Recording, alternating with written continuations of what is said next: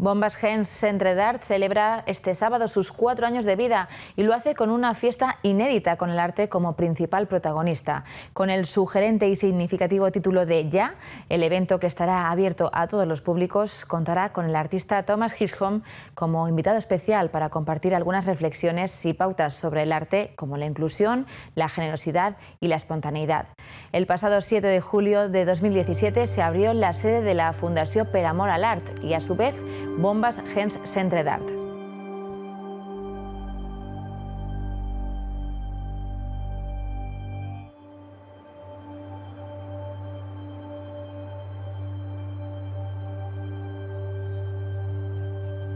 Con estas imágenes de una de sus exposiciones, la de Juan Uslé, Ojo y Paisaje, nos despedimos. Volvemos a las 8:30 de la noche. Gracias por acompañarnos.